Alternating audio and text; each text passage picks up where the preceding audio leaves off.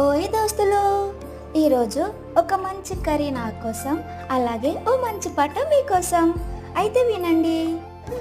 గోదారి కట్టుంది, గట్టు మీద చెట్టుంది, చెట్టు కొమ్మన పిట్టుంది, పిట్ట మనసులో ఏముంది? ఓ ఓ, మన ఆడవాళ్ళమంతా అంతే కదా. వంట చేసుకుంటూ, అలాగే పాటలు పాడుకుంటూ, సాంగ్స్ వినుకుంటూ చాలా సరదాగా వంట చేస్తూ ఉంటాం.